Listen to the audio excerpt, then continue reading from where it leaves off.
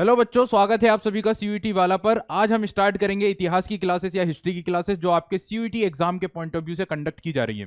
आप सभी जानते हैं कि सफल बैच आप लोगों के लिए लॉन्च किया गया है, जिसमें हम खास तौर से फोकस कर रहे हैं सीयूईटी एग्जाम को। और इसी के तहत आज आप लोगों की हिस्ट्री की क्लास होगी, जिसमें हम प्री हिस्टोरिक पीरियड या प्रागैतिहासिक काल को डिस्कस करेंगे, जो कि हिस्ट्री का पहला टॉपिक होगा, फर्स्ट टॉपिक होगा, क्योंकि इससे पहले हमने introduction of Indian history discuss already कर चुके थे। तो अब हम आज से स्टार्ट करेंगे पहले टॉपिक से, that is pre historic period यानी प्रागैतिहासिक काल। चलिए तो स्टार्ट करते हैं सेशन को और देखते हैं आगे। सबसे पहले इस सेशन में हम किन किन चीज़ों को डिस्कस करेंगे, क्या क्या हमारे टॉपिक्स होंगे जो हम यहाँ पर कवर करने वाले हैं। तो दोस्तों सबसे पहले देख रहे हैं आप लोग, classify the different types of ages of stone age. क्योंकि ये प्री हिस्टोरिक पीरियड है, ये प्रागैतिहासिक काल है दोस्तों, आप सभी जानते हैं। प्रागैतिहासिक काल को हम स्टोन एज और मेटल एज के रूप में स्टडी करते हैं, क्योंकि मैं आपको प्रीवियस सेशन में ऑलरेडी आपको बता चुका था। तो इसमें हम यहाँ पर बात करेंगे स्टोन एज के बारे में और साथ ही साथ आपका जो मेटल एज है उसके बारे में। Then we have the another discussion, explain the characteristics of paleolithic, mesolithic, neolithic and chalcolithic और कैल्कोलिथिक एज। तो यहाँ पर हम जो अलग अलग फीचर्स हैं, अलग अलग जो टूल्स और अलग अलग जो इंडिया में इंपॉर्टेंट जो साइट्स हैं, paleolithic, chalcolithic, chalcolithic, mesolithic, neolithic age की, उन सभी के बारे में हम यहाँ पर डिटेल में डिस्कस करेंगे। तो दोस्तों काफ़ी इंपॉर्टेंट सेशन है, सबसे इंपॉर्टेंट और सबसे फर्स्ट टॉपिक है, इसलिए मोस्ट इंपॉर्टेंट हो जाता है ये। और आगे बढ़ते हैं। सबसे पहले हमारे सामने जैसे कि प्री हिस्टोरिक पीरियड है, तो हम सबसे पहले एक हल्का सा ब्रीफ इंट्रोडक्शन करेंगे प्री हिस्टोरिक टाइम या प्री हिस्टोरिक पीरियड का। क्योंकि प्रीवियस सेशन में भी मैंने आपको pre historic period, proto historic period और साथ ही साथ जो हिस्टोरिक पीरियड था उसके बारे में बताया था। एक ब्रीफ इंट्रोडक्शन हमने हिस्ट्री का किया था प्रीवियस सेशन में, अगर नहीं देखा हो तो पहले उस सेशन को आप लोग देखिएगा। उसमें हमने हिस्ट्री का एक बेसिक इंट्रोडक्शन डिस्कस किया था, जिसमें प्री हिस्टोरिक, प्रोटो हिस्टोरिक और हिस्टोरिक के बारे में बात करी थी। दोस्तों प्री हिस्टोरिक पीरियड इतिहास के उस समय को कहा जाता है, उस कालखंड को कहा जाता है जिस समय ह्यूमन के द्वारा राइटिंग यानी आर्ट ऑफ राइटिंग का डेवलपमेंट नहीं हुआ था, लेखन कला का विकास नहीं हुआ था। तो बेसिकली उस समय पर मानव जो भी काम किया करता था उसमें राइटिंग का यूज नहीं था, ठीक है ना। तो बेसिकली इस समय के बारे में जो भी हमें सोर्स मिलता है, जो भी हमें इंफॉर्मेशन मिलती है, वो इंफॉर्मेशन हमें किस बेसिस पर मिलती है? वो मिलती है आर्कियोलॉजिकल सोर्सेस या पुरातात्विक स्रोतों के आधार पर। ये होता है आपका प्री हिस्टोरिक टाइम या प्री हिस्टोरिक पीरियड, हिंदी में कहा जाता है प्राग ऐतिहासिक काल। दोस्तों यहाँ पे हम देख रहे हैं no writing development, it means there will be no writing and development. यहाँ पे किसी प्रकार का लेखन कार्य नहीं हुआ है, there was no writing and development. Then another point, dividing into different periods according to the tools used by the people. तो उस समय के लोगों के द्वारा जो भी टूल्स यूज किए जाते थे उसके बेसिस पर, यानी जो औजार या जो बर्तन वगैरह थे उनके बेसिस पर हमने इस प्री हिस्टोरिक पीरियड को अलग अलग फेजेस में या अलग अलग एजेस में डिवाइड किया हुआ है, ठीक है। जैसे कि आप लोग यहाँ पे फ्लो चार्ट में देख सकते हैं कि प्री हिस्टोरिक पीरियड में एक तो आपका स्टोन एज होता है, हमने दो कैटेगरी में डिवाइड किया। प्रीवियस सेशन में मैंने आपको बताया था दो कैटेगरी में हमने इसे डिवाइड किया है, दो क्लासिफिकेशन हुए हैं। सबसे पहला पार्ट है आपका स्टोन एज और सेकेंड पार्ट आपका हैगा सेकेंड आपका है मेटल एज यानी धातु युग। सो गाइस सबसे फर्स्ट आप लोग देख रहे हैं stone age and then we have metal age. Okay, we have two parts of the prehistoric period. Prehistoric period के दो पार्ट होंगे, सबसे पहले आपका होगा मेटल एज, सबसे पहले आपका होगा स्टोन एज और दूसरा होगा आपका मेटल एज। स्टोन एज का क्या तात्पर्य होता है, पाषाण काल का क्या तात्पर्य होता है? तो पाषाण काल का मतलब हो गया है कि इतिहास का ऐसा काल जिस समय मानव ने सिर्फ और सिर्फ किसका उपयोग किया? स्टोन्स का यूज किया, सिर्फ और सिर्फ पत्थरों का उपयोग किया अपने औजार बनाने में, अपने बर्तन बनाने में और अन्य चीजों को बनाने के लिए उसने सिर्फ और सिर्फ किसका उपयोग किया? पत्थरों का उपयोग किया। तो इसीलिए उसे कहा गया पाषाण काल, ठीक है ना। जबकि धीरे धीरे फिर मानव जब आगे की तरफ या समय आगे की तरफ बढ़ता गया तो मानव ने धातुओं की खोज कर दी, और जैसे ही उसने धातु का उपयोग करना शुरू किया, जैसे ही उसने स्टोन्स को छोड़कर, स्टोन्स को त्याग कर उसने जैसे ही धातुओं को अपनाया, तो उस समय को हमने कहा मेटल एज यानी धातु युग। बात सभी लोगों को समझ में आ गई है। अब दोस्तों ये जो स्टोन एज था, इसको हमने स्टोन टूल्स के बेसिस पर जो उस समय के मानव यूज कर रहे थे, हमने तीन कैटेगरी में डिवाइड किया, ठीक है। सबसे पहली कैटेगरी को हमने, सबसे पहले हिस्से को, सबसे पहले भाग को हमने कहा पेलियोलिथिक एज या पुरा पाषाण काल। क्या कहा? पेलियोलिथिक एज या पुरा पाषाण काल।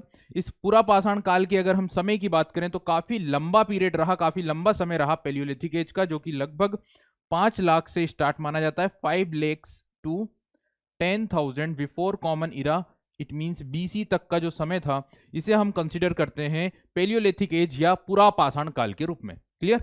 Then we have the mesolithic age या मध्य पाषाण काल। इसके जस्ट बाद जो अगला स्टोन एज आता है उसे कहा जाता है मध्य पाषाण काल यानी मीजोलिथिक एज। इसका टाइम ड्यूरेशन माना जाता है लगभग 10,000 टू 4,000 बिफोर कॉमन इरा तक, ठीक है। That is the period of mesolithic age या मध्य पाषाण काल। इसके बाद अगर हम नियोलिथिक एज, सॉरी यहाँ पे क्या होगा, नियोलिथिक एज होगा। अगर नियोलिथिक या नव पाषाण काल की अगर बात करें तो ये पीरियड माना जाता है 6,000 टू 1,000 बिफोर कॉमन इरा तक। That is called neolithic age या नव पाषाण काल। अब आते हैं मेटल एज पर यानी धातु युग पर, या मेटल एज या धातु युग की अगर बात करें तो जब से मानव ने धातु का उपयोग करना शुरू किया, मेटल का यूज करना शुरू किया, इसमें सबसे पहले पार्ट को कहा जाता है कैल्कोलिथिक एज, क्योंकि जो पहली मेटल्स यूज की गई थी मानव के द्वारा वो कॉपर थी, और कॉपर के साथ साथ वो स्टोन्स का भी यूज कर रहे थे। कॉपर और स्टोन्स दोनों का यूज किया जा रहा था, इसीलिए इसे कहा गया कैल्कोलिथिक एज। और कैल्कोलिथिक एज का जो टाइम पीरियड माना जाता है वो माना जाता है 3200 से लेकर 1000 before common era. That period is considered to be the chalcolithic age. Then we have the another one is iron age यानी लोह युग। अब अगर लोह युग की बात करें तो ये इसके बाद जो लोह युग आता है यानी मानव ने फिर लोहे का उपयोग करना शुरू किया, और फिर यहाँ से ह्यूमन डेवलपमेंट और सिविलाइजेशन काफी तेजी से बढ़ना शुरू हुई, क्योंकि लोहे की जो खोज थी वो काफी महत्वपूर्ण साबित हुई मानव इतिहास में। इससे कई सारी चीजों में डेवलपमेंट हो पाया, कई प्रकार के विकास हो पाए मानव समाज के, मानव सभ्यता के। अब आयरन एज को माना जाता है जो टाइम पीरियड है वो लगभग है 1000 से लेकर 600 before common era. That period is considered to be the iron age. इस समय को कहा जाता है लोह युग। तो दोस्तों आप सभी को समझ में आ गया कि जो प्रागैतिहासिक काल है, जो प्री हिस्टोरिक पीरियड है, ये उस समय को कहा जाता है जिस समय मानव ने किसी भी प्रकार की भाषा का, लैंग्वेज का डेवलपमेंट नहीं किया था। मानव पूरी तरह से एक आदि मानवों की तरह रहा करता था। उसने सभ्यता का, समाज का, लैंग्वेज का, कल्चर का, किसी चीज का विकास उस समय पर नहीं हो पाया था। और उस समय पर चूंकि वो सबसे ज्यादा पत्थरों का उपयोग करते थे, इसीलिए उसे स्टोन एज और धीरे धीरे मेटल्स का यूज करना शुरू किया, इसलिए इसे मेटल एज में डिवाइड किया गया, ठीक है। इसके बाद एक और पीरियड होगा जिसे प्रोटो हिस्टोरिक, और उसके बाद जो होता है वो हिस्टोरिक पीरियड होता है, जो हम आगे इतिहास में डिस्कस करेंगे। अब आगे बढ़ते हैं और एक एक करके इन सभी स्टोन एज के बारे में डिस्कस करते हैं, ठीक है ना। और उनकी जो इंपॉर्टेंट टूल्स हैं, इंपॉर्टेंट जो कैरेक्टरिस्टिक्स हैं, और साथ ही साथ जो इंपॉर्टेंट साइट्स हमें मिली है इंडिया में प्री हिस्टोरिक पीरियड की, उनके बारे में बात करेंगे। चलिए तो आगे देखते हैं। अब दोस्तों सबसे पहले हमारे सामने आ गया है पेलियोलिथिक एज, जिसे हमने कहा है पुरा पाषाण काल। पेलियोलिथिक एज ग्रीक टर्म से मिलकर बना हुआ वर्ड है, पेलियो प्लस लिथिक। इस पेलियो वर्ड का क्या मतलब होता है? इस पेलियो वर्ड का मतलब होता है ओल्ड, इट मींस पुराना, ठीक है, ओल्ड, एंशियंट। और लिथिक वर्ड का मतलब होता है स्टोन। तो कहने का अर्थ हुआ कि एक ऐसा पीरियड जहां पे पूरा पाषाण काल यानी ओल्ड स्टोन का यूज किया जाता था, that's why it is called old stone age. और ये प्रागैतिहासिक काल का सबसे पहला फेज है, सबसे पहला चरण है, जिसे क्या कहा जाता है? पेलियोलिथिक एज या पूरा पाषाण काल। समय आप लोग देख रहे हैं, टाइम ड्यूरेशन आप लोग देख रहे हैं, लगभग 5 lakh to 10,000 before common era तक का जो पीरियड है ये माना जाता है। हालांकि दोस्तों हिस्ट्री के अलग अलग बुक्स में आपको ये जो टाइम है ना, इसमें थोड़े से चेंजेस आपको देखने को मिल सकते हैं। कहीं पे 10,000 की जगह 8,000 होगा, कहीं पे 5 लाख की जगह 10 लाख होगा। इस तरह के कुछ चेंजेस आपको देखने को मिल सकते हैं, लेकिन वो ज्यादा उसमें कोई चिंता करने की जरूरत नहीं है। आगे बढ़ते हैं। The term Palaeolithic was coined by John Lubbock. तो जॉन लुबोक नाम के जो आर्कियोलॉजिस्ट थे उनके द्वारा इस टर्म को कॉइन किया गया है, इस शब्द को व्युत्पन्न किया गया है इन द ईयर 1865, 1865 में। तो 1865 में जॉन लुबोक नामक जो व्यक्ति थे उन्होंने इस टर्म को कॉइन किया है, जो कि है पेलियोलिथिक।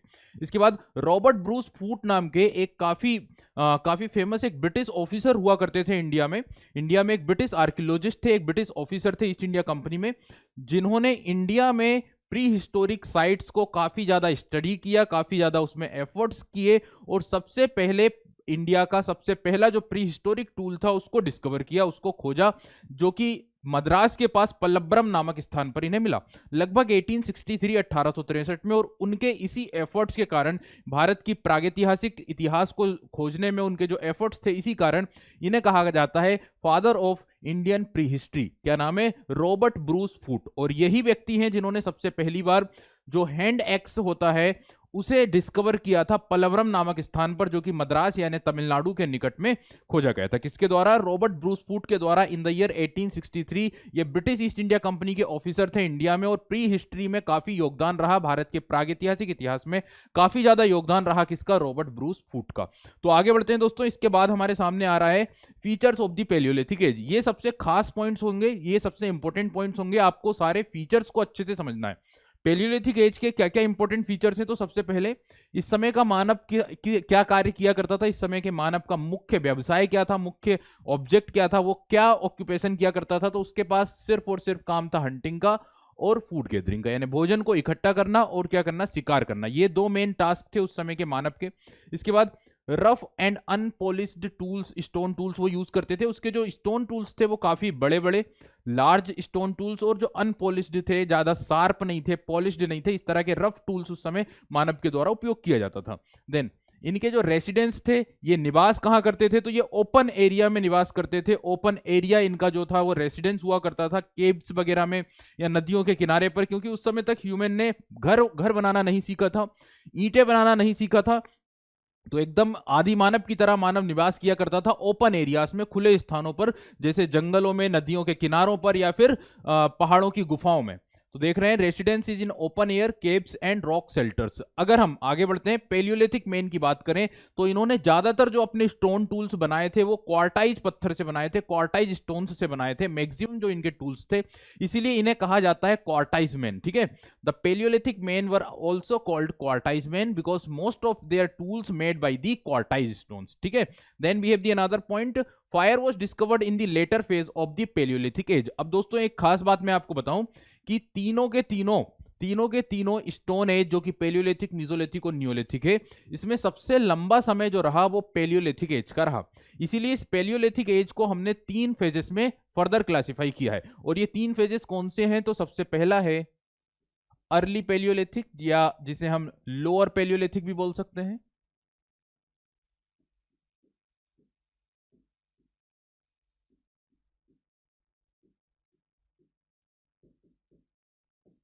लोअर पैलियोलिथिक या निम्न पुरापाषाण काल। सेकेंड पार्ट है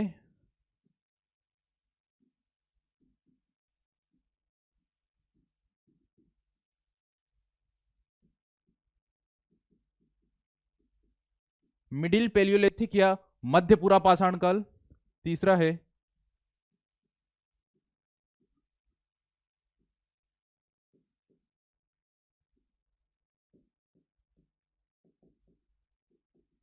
अपर पैलियोलिथिक या ऊपरी पुरापाषाण काल।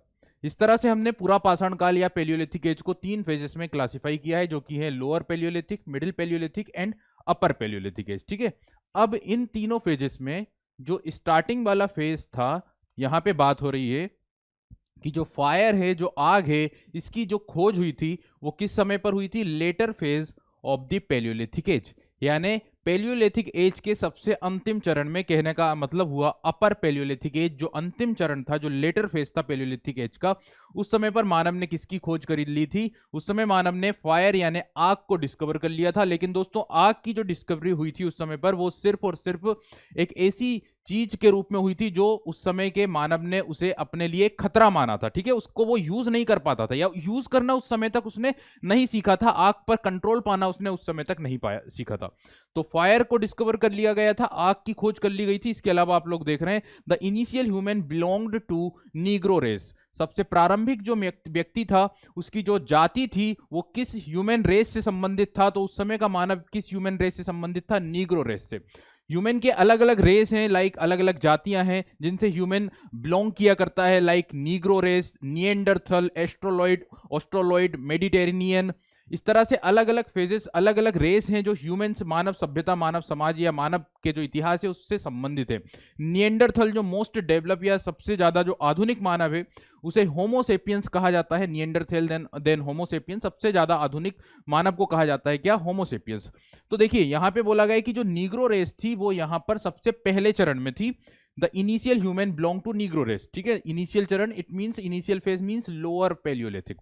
लेकिन आफ्टर क्या लेटर फेज में क्या होता है, इमर्जेंस ऑफ होमोसेपियंस, यहाँ पे इस तरह के ह्यूमन स्केलेटन या फोसिल्स मिले कि लेटर फेज में होमोसेपियंस रेस जो थी ह्यूमंस की, वो यहाँ पे उस प्रकार के फोसिल्स हमें मिलने शुरू हुए थे। ठीक है, तो क्या बात समझ में आ रही है आप लोगों को कि भाई ये जो तीनों फेजेस हैं इसमें इनिशियल जो ह्यूमंस थे वो नीग्रो रेस से संबंधित थे, और लेटर फेज में हमें कौन से मानव जाति के अवशेष मिलना शुरू हुए, तो होमोसेपियन जो कि ह्यूमन के सबसे मोस्ट डेवलप रेस के रूप में जानी जाती है। ठीक है, अब दोस्तों यहीं पर एक चीज और मैं आपको बता दूं कि ये जो आपका लोअर पैलियोलिथिक पीरियड था, जो सबसे इनिशियल फेज था, ये कोइंसाइड करता है किस पीरियड से, ये कोइंसाइड करता है आपका आइस एज से, यानी कि यहां पे मैक्सिमम पार्ट जो था वो आइस एज से संबंधित था। उस समय पर जो आइस एज यानी शीत युग जो चल रहा था, काफी ठंडा मौसम रहा करता था पृथ्वी पर, काफी ज्यादा कोल्ड वेदर हुआ करता था, सारे पूरे एरिया में बर्फ जमा करती थी, उस पीरियड को कहा जाता है आइस एज, जिसे प्लीस्टोसीन इरा भी कहते हैं।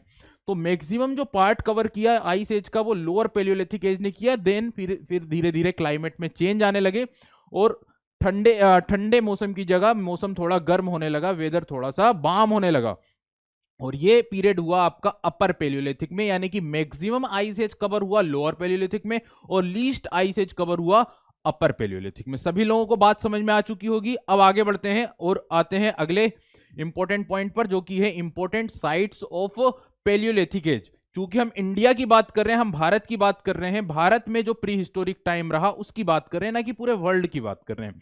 हम स्पेशली इंडिया की प्री हिस्टोरिक सिचुएशंस की बात कर रहे हैं, इसलिए इंडिया की जो इंपॉर्टेंट साइट्स हैं, जो मोस्ट इंपॉर्टेंट साइट्स हैं प्री हिस्टोरिक पीरियड की, कहां पर, पैलियोलिथिक एज की, उसमें आप लोग देख रहे हैं सबसे पहले है सोन वैली। ये पाकिस्तान में, तो उस समय हम पूरे इंडिया को, इंडियन सब कॉन्टिनेंट को लेकर चल रहे हैं, तो उसमें सोन वैली कहां पर आता है, पाकिस्तान में आता है।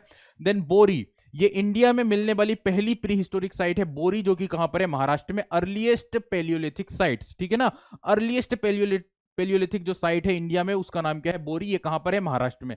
पहलगांव, मुझे लग रहा है सभी लोगों को पता होगा, पहलगांव हमेशा न्यूज में आता रहता है, ये जम्मू कश्मीर में है। देन रिवर साबरमती माही बेसिन, तो माही और साबरमती नदी के जो बेसिन है वहां पर भी हमें प्री हिस्टोरिक पीरियड से संबंधित साक्ष्य प्राप्त हुए हैं, जो कि राजस्थान और गुजरात में। भीमबेटका, मुझे लग रहा है सभी लोगों को पता होगा, भीमबेटका मध्य प्रदेश में आता है और ये भी एक प्री हिस्टोरिक साइट है। और ये किस चीज के लिए प्रसिद्ध है, तो यहाँ पर हमें famous for pre historic paintings, यहाँ पे आदि मानव के समय पर प्रागैतिहासिक काल में ह्यूमंस के द्वारा पेंटिंग्स बनाई गई हैं, केव पेंटिंग्स की गई है, इसके लिए प्रसिद्ध है भीमबेटका। मध्य प्रदेश में रायसेन जिले में ये जगह आती है। देन यहां पे नाम आ रहा है बारडम, जो कि महाराष्ट्र में एक जगह है। Palaeolithic stone tools and full fledged dinosaur skeleton was found, तो यहां पर एक बड़ा सा स्केलेटन मिला है, किसका, डायनासोर का। किस स्थान पर, तो बारडम नाम से जो जगह है, कहां पे, महाराष्ट्र में। इस तरह से ना क्वेश्चंस पूछे जाएंगे आपको, क्या क्वेश्चन कि भाई ये जगह किस चीज के लिए, जैसे भीमबेटका किस चीज के लिए प्रसिद्ध है, फेमस है, सबसे पहली प्री हिस्टोरिक साइट इंडिया में कौन सी मिली है, तो बोरी है, ठीक है ना। देन आप लोग देख रहे हैं यहाँ पे अगली साइट का नाम है हुसांगी। अच्छा, ये भी पूछ सकते हैं ये कहां पर है, तो हुसांगी जगह कहां पर आती, कर्नाटक में, छोटा नागपुर का प्लेट्यू, छोटा नागपुर का पठार, ठीक है। तो ये सारी की सारी most famous, most important pre historic sites हैं इंडिया की। अब आगे बढ़ते हैं। इसके बाद आप लोग देख रहे हैं ये टूल्स, इस तरह के टूल्स यूज किए जाते थे प्री हिस्टोरिक ह्यूमंस के द्वारा प्रागैतिहासिक काल में। जो मानव था, जो पैलियोलिथिक पीरियड की बात हो रही, प्रागैतिहासिक काल में भी जो पैलियोलिथिक मानव था वो इस तरह के बड़े बड़े औजारों का उपयोग करता था, स्टोन टूल्स का यूज करता था, जो कि साइज में काफी ज्यादा लार्ज और काफी रफ हुआ करते थे, कम शार्प हुआ करते थे, ठीक है। आगे बढ़ते हैं, नेक्स्ट आते हैं। अब हमारे सामने अगला जो टॉपिक है वो है मीजोलिथिक एज या मध्य पाषाण काल। आई ऑलरेडी टोल्ड यू, मैंने आपको ऑलरेडी बता चुका हूं कि प्री हिस्टोरिक पीरियड में पैलियोलिथिक के बाद मीजोलिथिक, देन नियोलिथिक आएगा। लेकिन ये क्लासिफिकेशन किस बेसिस पर किया है, तो इस क्लासिफिकेशन का सबसे बड़ा जो बेस है वो है स्टोन टूल्स, जिसमें धीरे धीरे डेवलपमेंट हुआ। सबसे पहले लार्ज, देन फिर छोटे छोटे टूल्स, थोड़े शार्प टूल्स, थोड़े पॉलिश्ड टूल्स यूज किए गए। लेकिन दोस्तों सिर्फ यही बेस नहीं है क्लासिफिकेशन का, जो दूसरा बेस है वो ह्यूमन के समाज, ह्यूमन की लाइफ में भी चेंजेस आने लगे थे। धीरे धीरे मानव क्या होने लगा था, सबसे पहले तो मानव सिर्फ फूड गैदर और हंटिंग करता था। अब धीरे धीरे मानव ने जिन जानवरों का वो शिकार कर रहा था उनमें से कुछ जानवरों का पशुपालन करना भी स्टार्ट कर दिया था, ठीक है। तो यहाँ पे ह्यूमन में भी चेंजेस आ रहे हैं, ह्यूमन सोसाइटी, क्योंकि इतिहास में सिर्फ हम युद्ध की कहानियां नहीं पढ़ते हैं, इतिहास में हम मानव के समाज में, मानव सभ्यता में जो विकास हुआ वो भी इतिहास होता है। तो अब मानव शिकार के स्थान पर पशु का पालन करने लग गया था, ठीक है। इसके अलावा क्लाइमेट में भी चेंज हुए, मौसम में भी बदलाव हुए। इतिहास में बहुत ज्यादा प्रभाव पड़ता है किसका, क्लाइमेट का, जियोग्राफिकल लोकेशन का, हिस्ट्री उस पर भी डिपेंड करती है। तो इतिहास पे इफेक्ट जियोग्राफी का भी होता है, क्लाइमेट का भी होता है। तो यहां पर क्लाइमेटिक चेंजेस भी आए थे। तो ये जो हमने क्लासिफिकेशन किया और काफी लंबा लंबा पीरियड देख रहे हैं आप लोग, 10,000 से 4,000, पहले आपने देखा 5 लाख से लेकर 10,000 तक का पीरियड पेलियोलिथिक एज रहा। 10,000 से 4,000 तक का जो पीरियड रहा, तो क्लाइमेटिक चेंज भी हुए, ह्यूमन सोसाइटी में भी चेंजेस आए, मानव सभ्यता में भी, मानव समाज में भी बदलाव आए, और साथ ही साथ जो टूल्स हैं उन्हें भी ध्यान में रखना जरूरी है।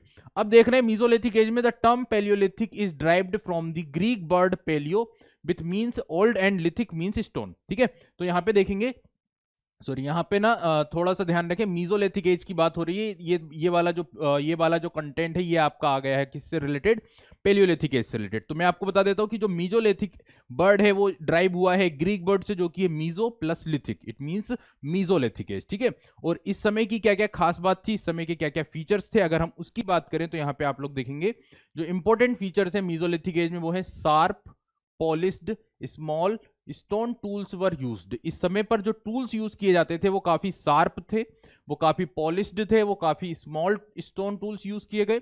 एंड इसी वजह से इस पीरियड को क्या कहा जाता है, माइक्रोलिथ। माइक्रोलिथ शब्द का क्या मतलब होता है, माइक्रो यानी छोटा, और लिथ मींस स्टोन्स।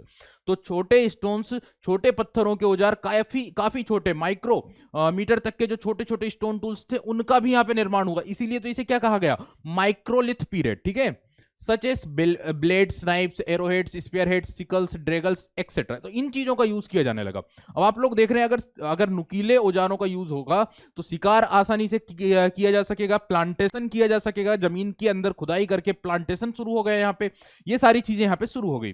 तो यहाँ पे आप लोग देख रहे हैं this period also experience with big climatic change. बड़े बड़े अब जलवायु में भी परिवर्तन हुए, बिग क्लाइमेटिक चेंजेस भी हमें यहाँ पे देखने को मिले। किस पीरियड में, मीजोलिथिक एज में, मध्य पाषाण काल में। द क्लाइमेट बिकेम वार्म, अब मौसम गर्म होने लगा, ह्यूमिडिटी होने लगी, ह्यूमिडिटी बढ़ने के कारण बरसात शुरू हो गई, और बरसात शुरू होने के कारण आप सभी जानते हैं कि अगर बरसात किसी स्थान पर होगी तो क्या होगा, तो वनस्पति की मात्रा बढ़ेगी, प्लांटेशन बढ़ेगा, पेड़ पौधों की संख्या बढ़ेगी, और प्लांटेशन या पेड़ पौधों के बढ़ने से जीव जंतुओं की मात्रा बढ़ेगी, जीव जंतु बढ़ेंगे। और अगर जीव जंतु बढ़े तो वो हर प्रकार के जीव जंतु बढ़ेंगे, वो खतरनाक जीव भी बढ़ेंगे, और जो आम जो नॉर्मल डोमेस्टिक एनिमल्स होते हैं वो भी बढ़ेंगे। इसी कारण ह्यूमन ने अब क्या शुरू कर दिया, डोमेस्टिकेशन करना शुरू कर दिया। ठीक है, बात सभी लोगों को समझ में आ गई। चूंकि बरसात शुरू हो गई, प्लांटेशन भी स्टार्ट कर दिया, और प्लांटेशन के साथ साथ चूंकि रूट्स क्लियर हो गए, पहले बर्फ जमा करती थी, अब रूट्स क्लियर हो गए, तो मानव ने लंबी लंबी दूरियां या फिर ट्रेवलिंग करना भी स्टार्ट कर दिया, तो जिससे सोसाइटी या समाज भी विकसित धीरे धीरे होने लगा। तो this period experience big climatic changes, बड़े बड़े क्लाइमेटिक चेंज हुए, climate became warm and humid, resulted the increase of flora and fauna, यानी वनस्पति और जीव जंतुओं की मात्रा बढ़ी। Domestication of animal and plantation began, ये स्टार्ट हुआ। इसके बाद देख रहे हैं the mesolithic age marks the beginning of Holocene era. अब दोस्तों यहां पे होलोसीन इरा शुरू हुआ, जैसे पेलियोलिथिक एज में प्लिस्टोसीन इरा था जो कि आइस एज कहलाता है, ये होलोसीन इरा है जहां पे थोड़ा सा गर्माहट शुरू हो गई, जहां पे बरसात शुरू हो गई। ठीक है, क्योंकि पृथ्वी पर एक ऐसा दौर था, एक ऐसा समय था जब पृथ्वी एकदम गर्म थी, फिर एक ऐसा दौर आया जब पृथ्वी एकदम ठंडी हो गई, फिर एक ऐसा दौर आया जब पृथ्वी पर बरसात ही बरसात होने लगी। एकदम रहने वाली जो स्थिति है वो काफी बाद में आई है, एकदम बढ़िया जो स्थिति बनी वो काफी लेटर फेज में आई है पृथ्वी पर। चलिए आगे बढ़ते हैं। अब यहाँ पे कुछ इंपॉर्टेंट साइट्स के नाम हैं जो मीजोलिथिक पीरियड से संबंधित है इंडिया में, भारत में। तो भारत में मध्य पाषाण काल से संबंधित कुछ इंपॉर्टेंट साइट्स के नाम आप लोग देख सकते हैं। सबसे पहला नाम है संगनकल्लू, जो कि कर्नाटक में है। चोपानी मादो, चोपानी मादो एग्जाम में क्वेश्चन पूछा गया है, चोपानी मादो ये उत्तर प्रदेश में एक मीजोलिथिक साइट आती है। देन हथखंबा, हथखंबा महाराष्ट्र की एक महत्वपूर्ण मीजोलिथिक साइट है, हथखंबा महाराष्ट्र की एक महत्वपूर्ण मीजोलिथिक साइट है, ध्यान रखेंगे। देन बागोर, बागोर राजस्थान की एक फेमस एक महत्वपूर्ण मीजोलिथिक साइट है। यहाँ पे क्या मिले, यहाँ पे बिगेस्ट माइक्रोलिथ मीजोलिथिक साइट से यहाँ पे क्या मिला, India where microliths have been excavated along with animal bones and shells. तो यहाँ पे क्या मिले हैं, हमें स्टोन टूल्स मिले हैं जिसमें एनिमल बोन्स के साथ जो टूल्स होते हैं, यानी टूल्स ऐसे बनाए गए जिसमें पत्थर का भी यूज किया गया, सेल्स यानी शंख का भी यूज किया गया और साथ ही साथ बोन्स या एनिमल बोन्स का भी उपयोग किया गया। तो इस तरह के कुछ स्टोन टूल्स प्राप्त हुए कहां पे, बागोर, जो कहां पर आता है, राजस्थान में आता है दोस्तों। इसी के अलावा आदमगढ़ की बात करें तो ये आदमगढ़ कहां पर आता है, मध्य प्रदेश में आता है, मध्य प्रदेश की साइट है आदमगढ़। और सबसे खास बात आदमगढ़ की क्या है, यहां पे हमें अर्लीस्ट ह्यूमन के एकमात्र साक्ष्य अगर कहीं पर मिलते हैं तो मिलते हैं कहां पे, आदमगढ़ में। ठीक है, Adamgarh Madhya Pradesh. Earliest evidence of domestication of, अच्छा सॉरी, यहाँ पे क्या है, domestication of animal, domestication of animals के सबसे प्रारंभिक जो साक्ष्य हैं वो हमें आदमगढ़ से मिलते हैं कहां पे, मध्य प्रदेश में। और जो मैं आपको बता रहा था कि अर्लीस्ट ह्यूमन की अगर हम बात करें तो अर्लीस्ट ह्यूमन के सबसे या एकमात्र एविडेंस अगर कहीं इंडिया में मिलते हैं तो वो मिलते हैं नर्मदा वैली में, जो कि मध्य प्रदेश में ही आता है। ठीक है, अर्लीस्ट ह्यूमन का मतलब होता है, देखिए प्री हिस्टोरिक ह्यूमन से भी पहले अर्लीस्ट ह्यूमन थे, यानी कि मानव का सबसे जो प्रारंभिक फेज था, सबसे पहली बार जो मानव के बारे में जो हमें जानकारी मिली वो आप सभी जानते हैं कि अफ्रीका में ह्यूमंस का डेवलपमेंट हुआ, मानव विकास सबसे पहले अफ्रीका में हुआ और फिर वहां से मानव अलग अलग जगहों में गए। तो अर्लीस्ट ह्यूमन सबसे पहले कहां पर हुए, अफ्रीका में हुए। ठीक है, इसके अलावा अलग अलग जगहों से भी मिले, जैसे कि चाइना है या फिर सुमात्रा है, यहां से भी अर्लीस्ट ह्यूमन के साक्ष्य प्राप्त हुए हैं। इंडिया में एकमात्र जगह जहां पे अर्लीस्ट ह्यूमन के साक्ष्य मिले वो है नर्मदा वैली, एकमात्र जगह। चलिए आगे बढ़ते हैं।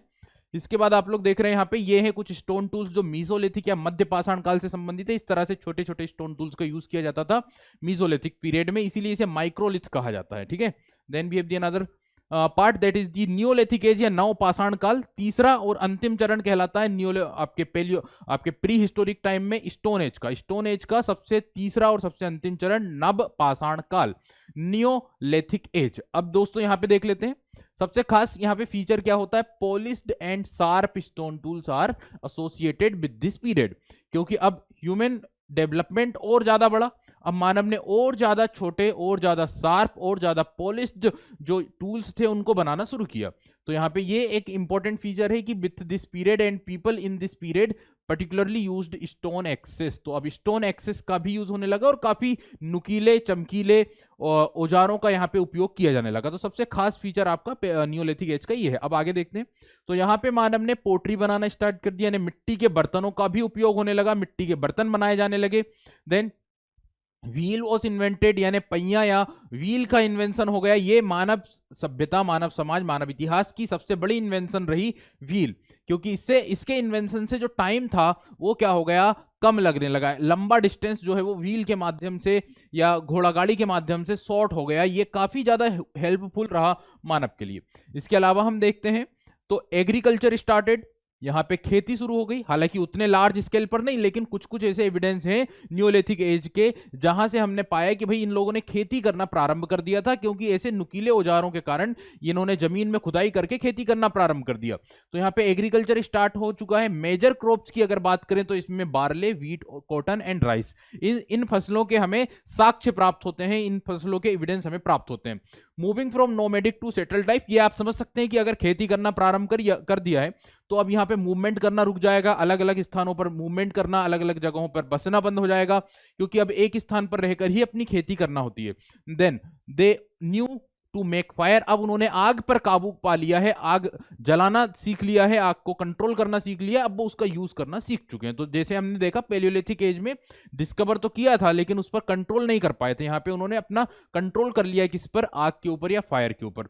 तो ये कुछ फीचर्स हैं नियोलिथिक एज के। आगे बढ़ते हैं और आगे आप लोग देखेंगे यहाँ पे फेमस नियोलिथिक साइट्स, यहाँ से क्वेश्चन बहुत आते हैं दोस्तों, नियोलिथिक साइट्स से बहुत क्वेश्चन आते हैं। सबसे पहले बुर्जहोम, ये जम्मू कश्मीर में है। यहाँ पे एक टॉम मिला है जिसमें ह्यूमन और डॉग साथ में दफनाए गए हैं। ये कहाँ पर है, ये बुर्जहोम जम्मू कश्मीर में है।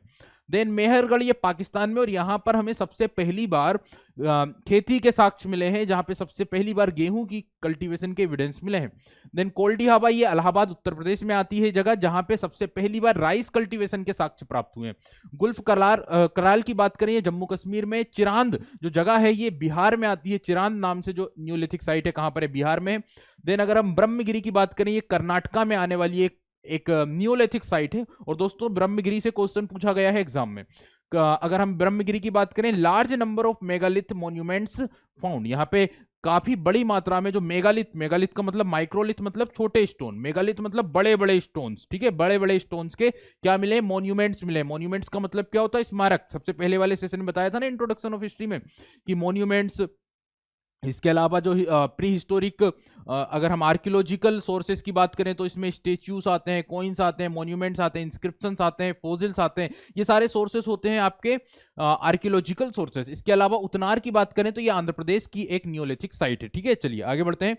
अब यहाँ पे आप लोग देख रहे हैं कि काफी नुकीले, काफी छोटे, शार्प पॉलिश्ड टूल्स यूज किए गए, जिसमें बोन्स का भी यूज किया गया, टूल्स के रूप में बोन्स का भी यूज करा उन्होंने औजार बनाने में। तो इस तरह से विकास हुआ नवपाषाण काल में। आगे बढ़ते हैं। अब हमारे सामने कैलकोलिथिक एज यानी कि ताम्र पाषाण काल, क्योंकि सबसे पहली मेटल जो मानव ने उपयोग करी वो कॉपर थी, और कॉपर के साथ साथ स्टोन्स का भी यूज किया जाता था, दोनों का कंबाइंड यूज होता था, इसीलिए इसे कैलकोलिथिक एज या ताम्र पाषाण युग के रूप में जानते हैं। इसका टाइम ड्यूरेशन माना जाता है 3200 से लेकर 1000 बिफोर कॉमन इरा। दोस्तों यहाँ पे हम देख रहे हैं there was an increased use of metals after the decline of neolithic as.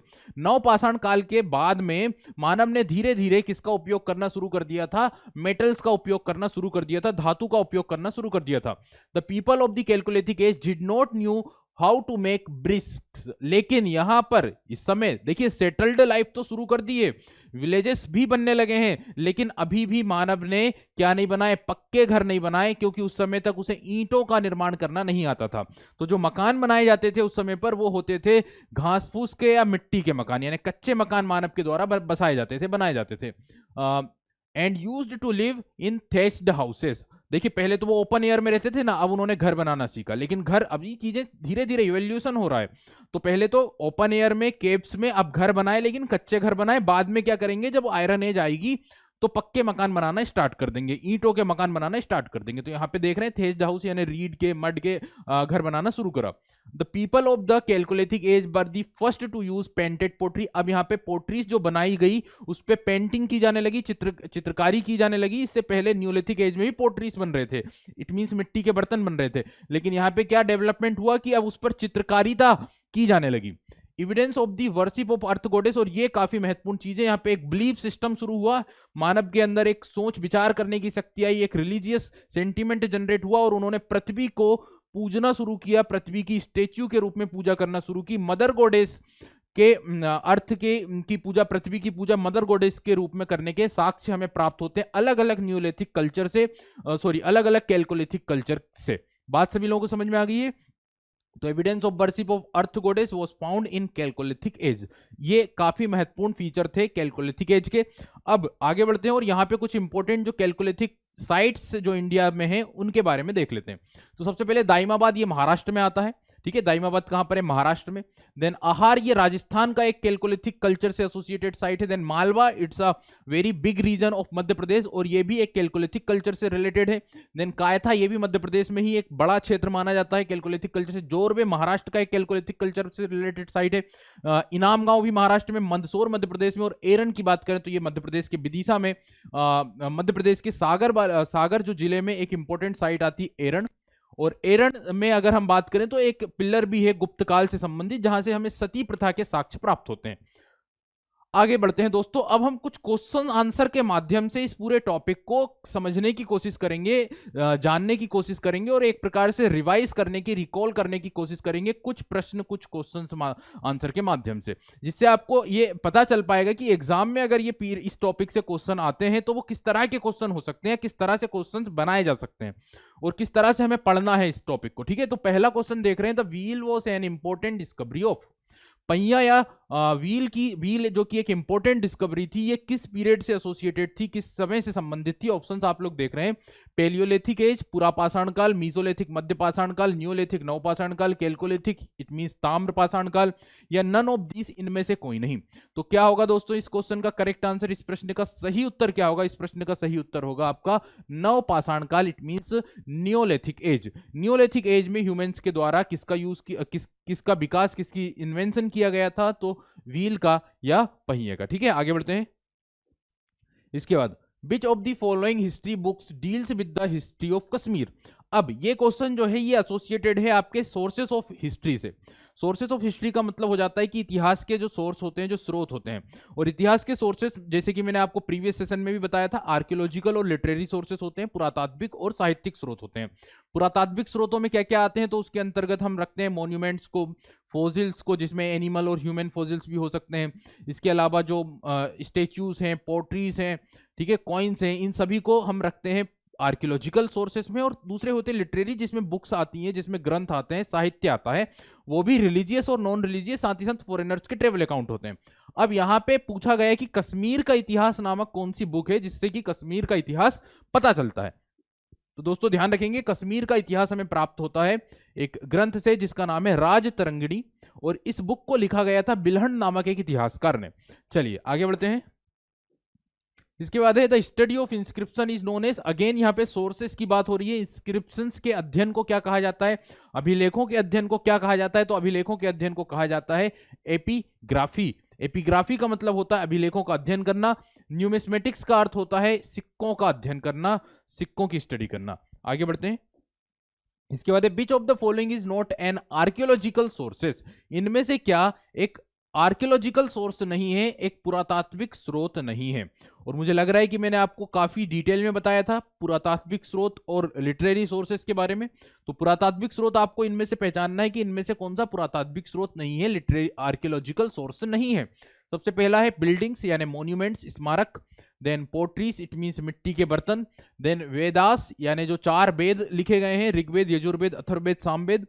Coins या सिक्के, या नन ऑफ दीस। तो दोस्तों क्या होगा सही उत्तर, चूंकि आप सभी जानते हैं कि यहां पर जो आर्कियोलॉजिकल सोर्सेस हैं उसमें बिल्डिंग्स हैं, पोट्रीज हैं और कॉइन्स हैं, जबकि वेदों की अगर बात करें तो ये लिटरेरी सोर्स होते हैं, ये साहित्यिक स्रोत होते हैं, उसमें भी रिलीजियस। तो ये क्वेश्चन का सही आंसर क्या होगा, वेद।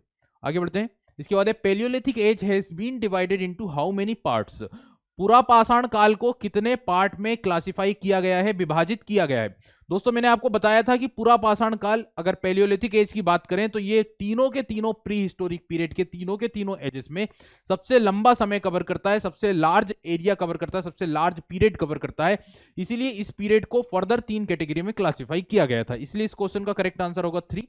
और ये 3 पीरियड्स कौन कौन से थे, तो वो थे lower paleolithic, middle paleolithic and upper paleolithic. ठीक है, आगे बढ़ते हैं।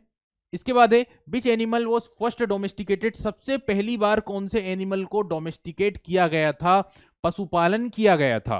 आप सभी जानते हैं डोमेस्टिकेशन शुरू हो चुका था मीसोलिथिक पीरियड में, मध्य पाषाण काल में। और सबसे पहला एनिमल जिसे मानव ने डोमेस्टिकेट किया था वो कौन सा था, ऑप्शन से देख रहे हैं केट, डॉग, गोट, शीप या नन ऑफ दीस। तो दोस्तों सही आंसर इस क्वेश्चन का होगा डॉग्स। डॉग्स को सबसे पहले मानव ने, ह्यूमन ने डोमेस्टिकेट करना शुरू किया था। हालांकि ये डॉग जो थे इन्हें वाइल्ड एंसिस्टर्स कहा जाता है, काफी ज्यादा वाइल्ड हुआ करते थे, आज के समय के डॉग्स के वाइल्ड एंसिस्टर्स कहलाते थे। आगे बढ़ते हैं। Which period coincided with the ice age, I think ये इंफॉर्मेशन को भी कवर किया गया था। यहाँ पे पूछा जा रहा है कि कौन सा पार्ट, कौन सा पीरियड संबंधित है या कोइंसाइडेड होता है किससे, आइस एज से, शीत युग से। तो मैंने आपको बताया था कि जो पेलियोलिथिक एज है इसका जो अपर पार्ट है, इसका जो फर्स्ट पार्ट है वो मैक्सिमम आइस एज को कवर करता है, और जो लेटर फेज है, जो अंतिम भाग है, वहां पे आइस एज समाप्त होने लग जाती है। तो इस क्वेश्चन का करेक्ट आंसर क्या होगा, lower paleolithic age. Lower paleolithic age का मतलब जो प्रारंभिक पूरा पाषाण काल था, जो प्रथम जो चरण था पेलियोलिथिक एज का, वहां पर सबसे मैक्सिमम जो था वो पार्ट कवर हुआ, कौन सा, आइस एज। ठीक है, चलिए आगे बढ़ते हैं। Then we have the next question. What was the primary occupation of Paleolithic people? Paleolithic लोगों का, पेलियोलिथिक पीपल्स का मेन ऑक्यूपेशन क्या था, मुख्य कार्य क्या था। जैसे हमने देखा कि पेलियोलिथिक एज के समय पर मानव, फिर मीजोलिथिक एज के समय पर क्या शुरू हुआ, मीजोलिथिक एज में प्लांटेशन, डोमेस्टिकेशन शुरू हुआ। न्यूलिथिक एज में क्या शुरू हुआ, एग्रीकल्चर शुरू हुआ। लेकिन पेलियोलिथिक एज में मानव क्या करते थे, सिर्फ और सिर्फ उनके पास टास्क था हंटिंग एंड फूड गैदरिंग का। हालांकि हंटिंग और फूड गैदरिंग बाकी भी पीरियड्स में चलते रहे, लेकिन यहां पे सिर्फ हंटिंग और फूड गैदरिंग ही होता था। आगे चलते हैं, अगला क्वेश्चन है Which of the following is also known as the microlith period, इनमें से कौन से पीरियड को माइक्रोलिथ पीरियड भी कहा जाता है, क्योंकि उस समय पर काफी ज्यादा छोटे स्टोन टूल्स का यूज किया गया, काफी छोटे छोटे पत्थरों के औजारों का उपयोग किया गया, इसलिए उस पीरियड को माइक्रोलिथ पीरियड कहा जाता है। Mesolith, Neolithic, Mesolithic, Neolithic, Chalcolithic, Iron Age या पैलियोलिथिक एज? तो दोस्तों मुझे लग रहा है सभी लोगों को इस क्वेश्चन का आंसर ही पता होगा। इस क्वेश्चन का करेक्ट आंसर क्या होगा? मीजोलिथिक एज, जिस समय काफी छोटे स्टोन टूल्स का यूज किया जाता था। ठीक है, आगे बढ़ते हैं। Then we have the another question, the first metal used by man was, तो पहली धातु मानव के द्वारा, मैन के द्वारा जो यूज की गई वो कौन सी थी? ऑप्शन है ब्रॉन्ज, कॉपर, गोल्ड, सिल्वर या नन ऑफ दीस। तो दोस्तों क्या होगा सही आंसर? इस क्वेश्चन का सही आंसर होगा कॉपर, यानी तांबा सबसे पहली धातु थी जो मानव ने या ह्यूमंस ने यूज करना प्रारंभ किया था। ठीक है, आगे चलते हैं। अगला क्वेश्चन है, evidence of the worship of goddess earth is found in dash period.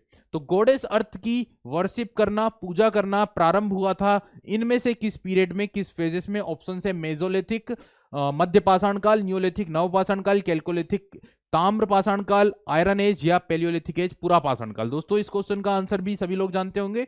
इस क्वेश्चन का करेक्ट आंसर आप जानते हैं कैल्कोलिथिक एज या ताम्र युगीन काल में, ताम्र पाषाण काल में मानव ने शुरू कर दिया था वर्शिप करना अर्थ की, पृथ्वी की मदर गॉडेस के रूप में, मातृ देवी के रूप में। ठीक है, नेक्स्ट। इसके बाद है हमारे पास अगला question, the word history is derived from which of the following word? चूंकि इतिहास के बारे में स्टडी कर रहे हैं, इतिहास का ब्रीफ इंट्रोडक्शन मैंने आपको प्रीवियस सेशन में दिया था, उसमें हमने बात करी थी कि इतिहास शब्द की बात की जाए तो हिस्ट्री वर्ड ड्राइव्ड हुआ है एक ग्रीक वर्ड से, और वो ग्रीक वर्ड कौन सा है? हिस्टोरिया, हिस्टोरिक, हिस्ट्री, स्टोरी या नन ऑफ दीस। तो दोस्तों इस क्वेश्चन का करेक्ट आंसर मुझे लग रहा है सभी लोगों को पता है, और अगर आपको पता है तो फटाफट से आंसर बता दीजिए कि क्या होगा करेक्ट आंसर कमेंट करके। दोस्तों इस क्वेश्चन का करेक्ट आंसर क्या होगा? हिस्टोरिया। हिस्टोरिया वर्ड जिसका मतलब होता है कि knowledge gathered by the investigation, ऐसा नॉलेज, ऐसी इंफॉर्मेशन जो गेदर्ड किया गया है किसके बेसिस पर? इंफॉर्मेशन या इन्वेस्टिगेशन के बेसिस पर, खोजबीन के आधार पर इकट्ठा किया गया, कलेक्ट किया गया नॉलेज ही कहलाता है आपका इतिहास। आगे चलते हैं। तो यहां पर हमारे सारे क्वेश्चन आंसर्स कंप्लीट हुए, सारा का सारा हमारा डिस्कशन कंप्लीट हुआ प्री हिस्टोरिक पीरियड से संबंधित। तो दोस्तों यहां पर हम आपसे विदा लेते हैं, अब हम मिलेंगे अगले सेशन में, लेकिन बने रहें CUET वाला